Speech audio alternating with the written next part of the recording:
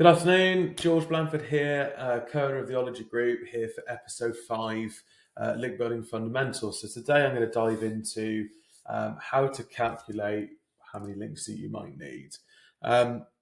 Easiest thing, first of all, is to start and consider the type of business that you are.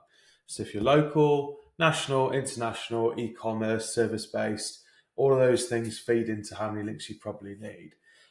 If you're a local business, unless you're in kind of central London or busy hubs like Bristol, Manchester, Leeds, you shouldn't need astronomical amount of links.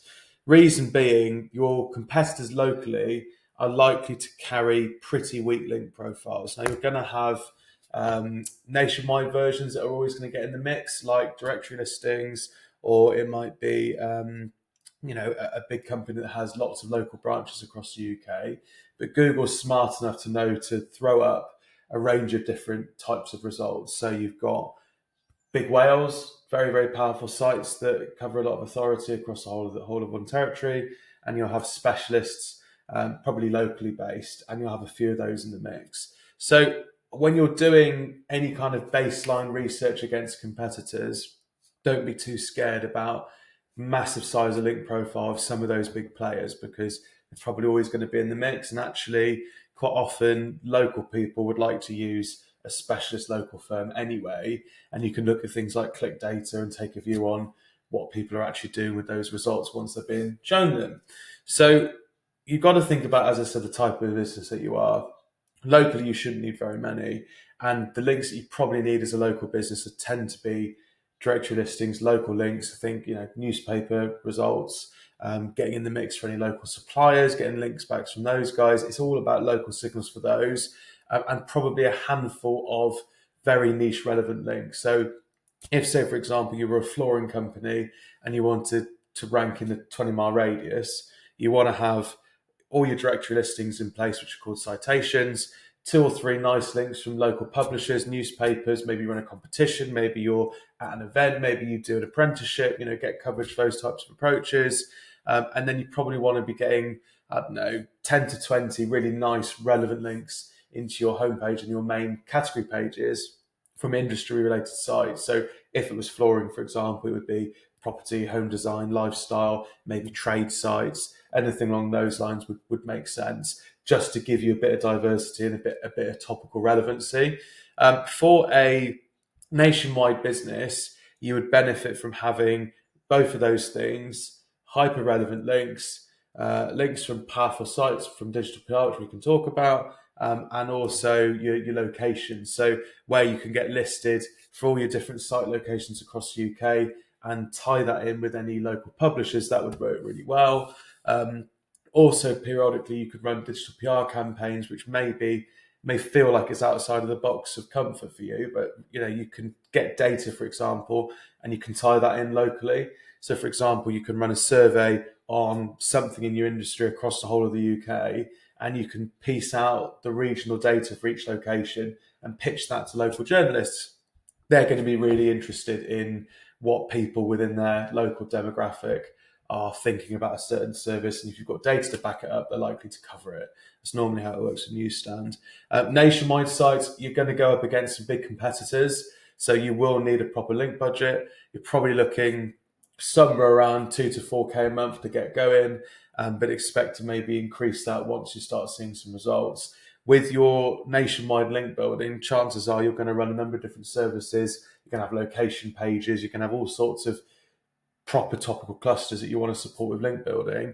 So you want to have a larger budget for link building that you can then direct into all of those pages and support them individually. The thing about link building is you've got 2 things at play. You've got the kind of cumulatively effect of all the authority you've got on your profile across the whole website. A lot of it goes to your homepage, and you have page authority where specific categories, service pages, sales pages are individually powerful, so they have a chance of ranking in specific SERPs for specific keywords. So you really want to be doing both things when you've got a nationwide business: have overall big domain authority from the top all the way through the website, and you also want to have specific service pages that are well supported directly with links from hyper relevant pages.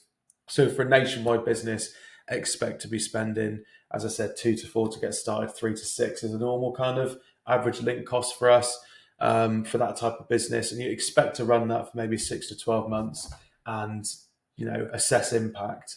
And the last one is when you've got a business that's maybe very well established or it's international. You need links from all of those different territories that are important to you.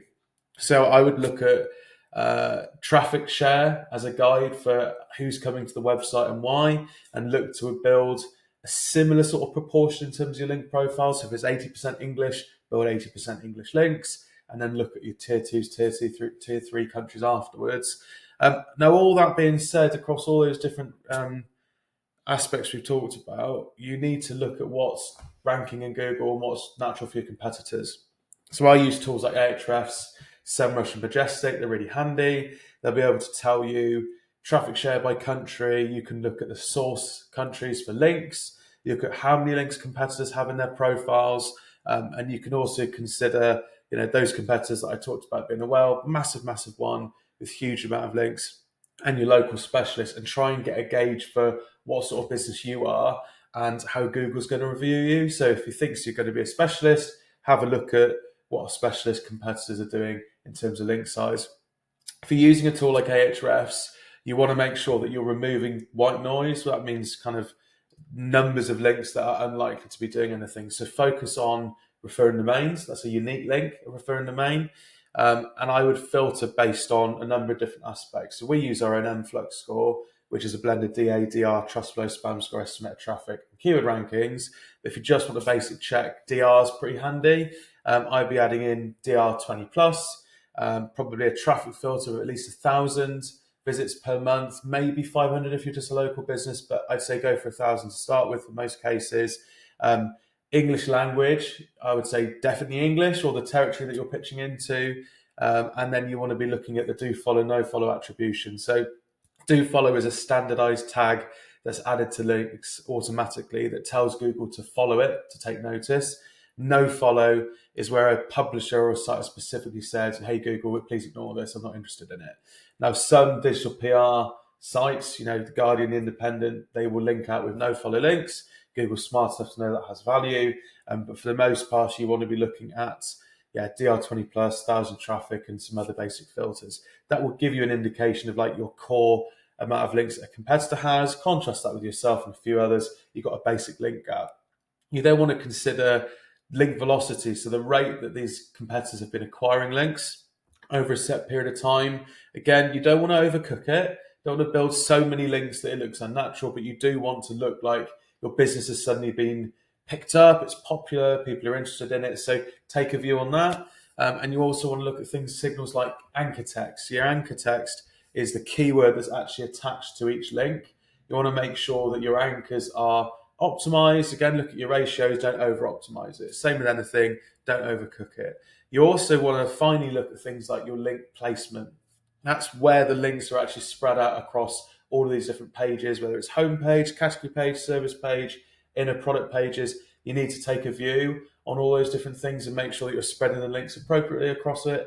If you'd like us to take a look, let us know. We do it free of charge. We can do a link audit, run some assessment. I can tell you exactly what I think it's going to take to build a credible link profile and close the gap. And the last thing to consider is don't forget to leave 10 to 20% of budget for competitors also acquiring links. That's your kind of additional growth. Anyway, hope that's useful. Bye for now, and I'll see you on the next one. Take care.